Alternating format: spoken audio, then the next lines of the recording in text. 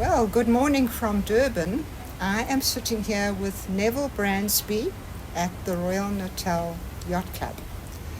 And Neville has a very interesting story to tell of quite a bad incident that he had to go through north of Pemba in Mozambique. And I do feel that other yachties would be interested to know what happened.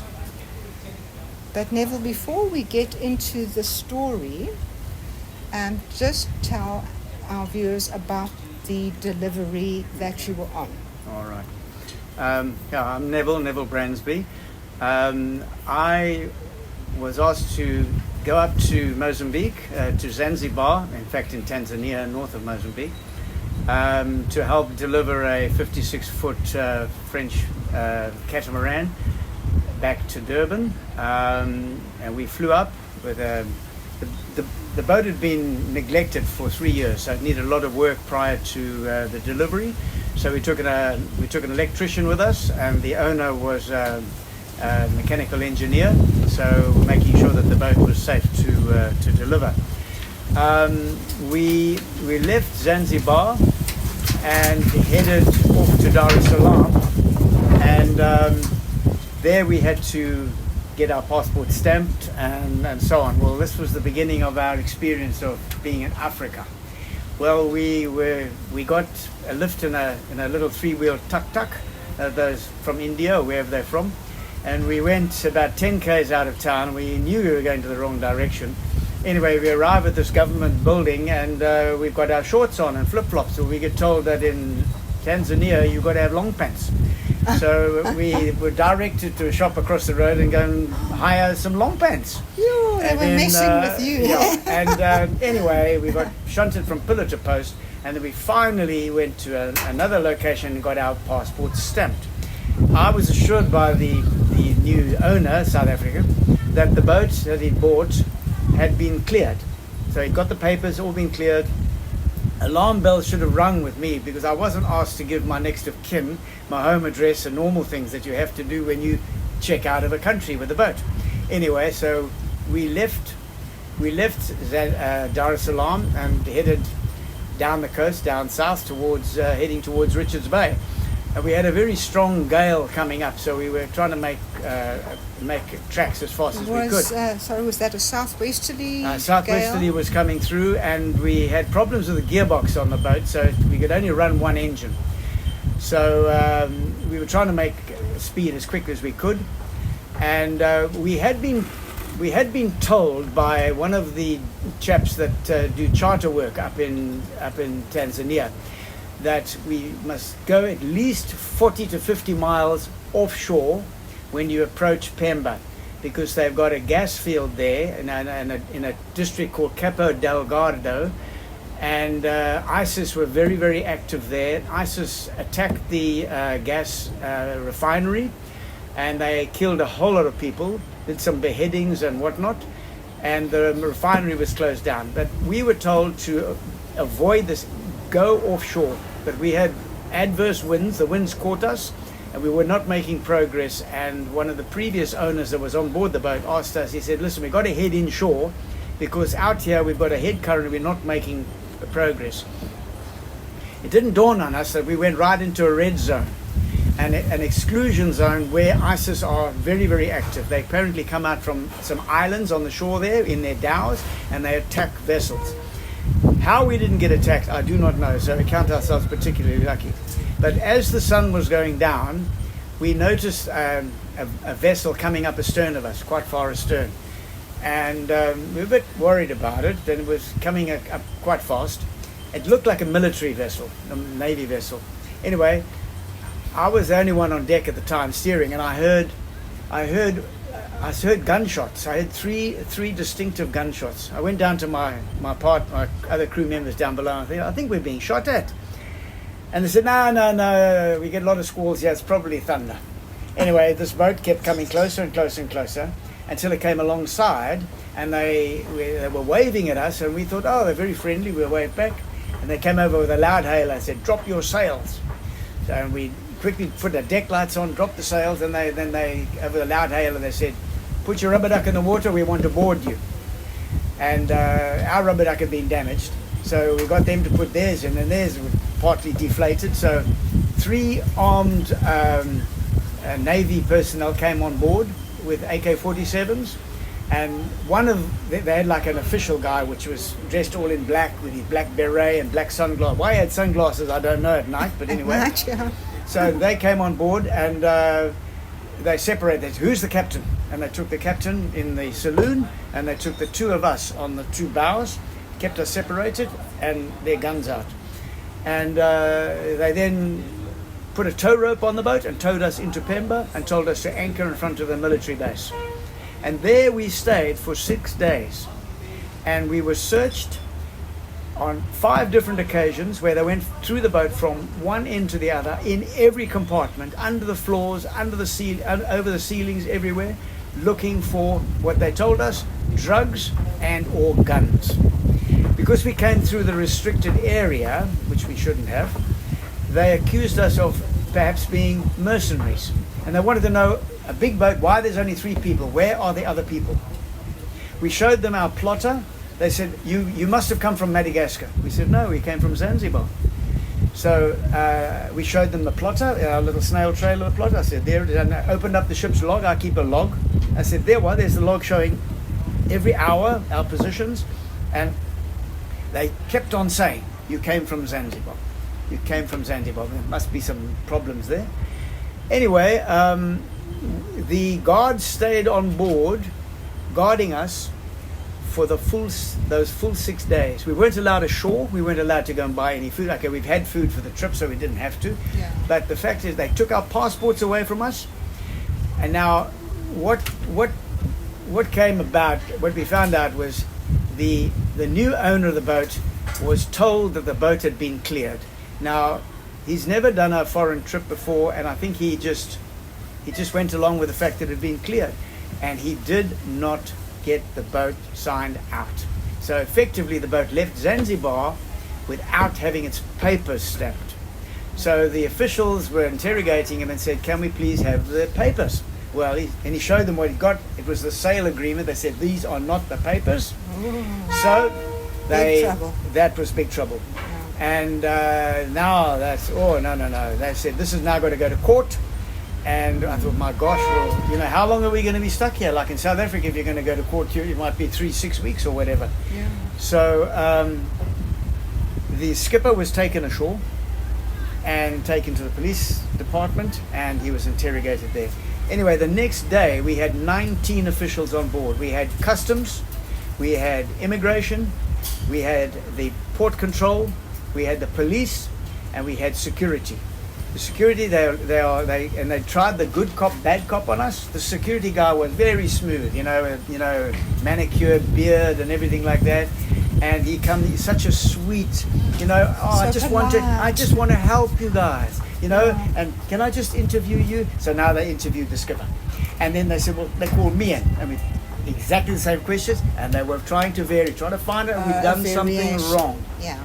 And then eventually on the 6th day we were allowed to go ashore, and we had to then go to the customs and pay a fine. 450,000 meticals. That was the first fine. And I tell you what, the fines were absolutely exorbitant. Then we got a 50,000 metical fine. And then before we went, they said, no, we've got to check that the boat is seaworthy.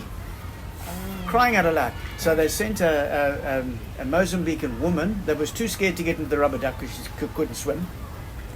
They brought her on board. At firstly, they charged us 1,800 meticals for 2 people to survey the boat, but they only brought 1 out.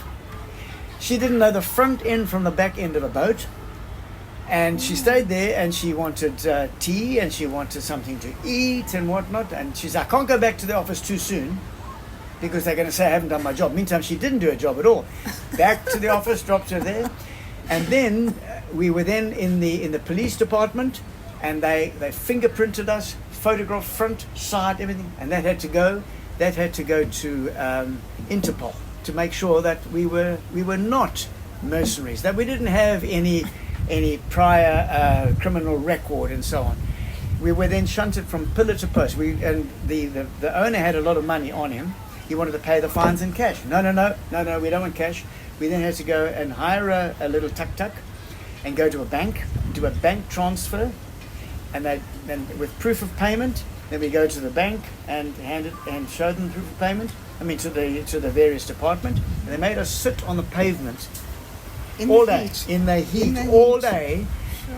And we went there before breakfast, so there's no breakfast, no lunch. In the late afternoon, then we got, and it was they knew they had us. We could do nothing, absolutely nothing. They got our passports, and we were very afraid. So Neville, were your family aware of what was going on? Well, to a certain extent, we were out of cell phone contact because there were no cell phone towers in the area. But fortunately, I had a Garmin InReach. It was quite a painstaking goodie, but it was fantastic. I recommend every yachtsman has a Garmin InReach. You don't need satellite. You don't need a satellite antenna and everything. It works. It's like the size of a cell phone, and I believe it's the safest thing you can ever have. But these soldiers confiscated our cell phones, so we then had no communication apart from they didn't know that this was a Garmin InReach. Right. And we were then sitting, and we couldn't contact our parents because we were keeping contact on a regular basis, and then all of a sudden the communication stops. The owner of the boat had one of those satellite communication things, and one of those sat phone, but that was taken away from him. And one of the previous owner that was on the boat, he contacted his son in the UK, in South Africa, and said, listen, we need help. And he managed to get hold of our DA parliamentarian, who then contacted the South African Army in Mozambique, and we had a general and a brigadier come down and they came to the boat, and they said, listen, we've heard you guys are in trouble. How can we help? But looking at our South African guys dressed immaculately, and if you can compare that to these ragtag Mozambicans with a t-shirt and camo pants and a rusty old AK-47, I mean, I've got a different opinion of our South African Defence Force. They don't have a very good name at the moment, but being helped out by these two senior people that spoke impeccable English and were unbelievably helpful. The moment they came down, they must have gone ashore and rattled some cages, because that day we came ashore and we saw all the various people. At the end of the day, we were out.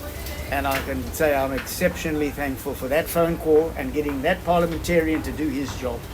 Fantastic. It was absolutely fantastic. But unfortunately, we had another little incident, which was a bit silly, really. The owner of the boat decided that he wanted to take a video of the military installation. Oh. And he was busy taking a video of the naval vessel and this and that and the other, and there was one of the naval officers up on the double story in their complex. He looked over and saw Sean with his cell phone. Whoa! Stop! Come here! Spy! I opened it up, and there was the photographs of the military and the guys with AK-47s, and the guys, even the soldiers on our deck with the AK-47. He got pictures of those as well. And of course now the proverbial cock hit the fan, because now they were definitely going to put him in jail. But he said, why are you taking these pictures? No, I just wanted to show my wife. Anyway, they deleted the photographs there and then, and we managed to get away. But now, that afternoon, we were allowed to go. And you can't believe how fast we pulled the anchor up and headed out to sea as fast as we could. And we then had another gale coming towards us, so we were making for Bazaruta. And on the way there, we managed to get in just before the gale came through. Anyway, we no sooner had we arrived in Bazaruta, we hadn't gone into the lagoon, and here comes the Parks Board with more officials. Pay. I tell you right now, you go to Mozambique prepared to have one of those special bags that you put your hand in and money comes out, because it doesn't stop. Yeah. I was going to ask you about Bazaruto. Is it okay to go there? No, it's fine, but you're going to have to pay. You're going to have to pay, okay. And then we left Bazaruto after the gale came through, and then headed on towards Richards Bay. We came into Richards Bay, and we came alongside, waited for the storm to go, and the following morning we left, heading for Durban, and another gale came up. Wow. And with only one engine, we were making no progress. Yeah. So, and the shore was quite close, and we decided to phone NSRI. And within an hour, they came with one of their beautiful modern boats, hooked us up, and towed us in. And we're very, very thankful. I can honestly tell you that the times that I've had dealings with our National Sea Rescue, they are absolutely fantastic, and they deserve a good sponsorship from the public. Really and truly, they do a damn good job. But let's put it this way: it was an interesting trip. I think I could have done without the being arrested. And you want to ask if I would like to go up to Mozambique again? Yes. I think I would give Pemba, the military base, at least a 50-mile miss. Yeah. But anything else? Well, Neville, thank you for talking to me and telling everybody what happened. I think it's important that people know. So thank you very much. Thank you. Pleasure. Coming back down the coast with one engine, not the ute. And fortunately, we had auto help, because to try and steer a big catamaran like that all the way, I think would have just worn us out. But thank goodness for a good auto help.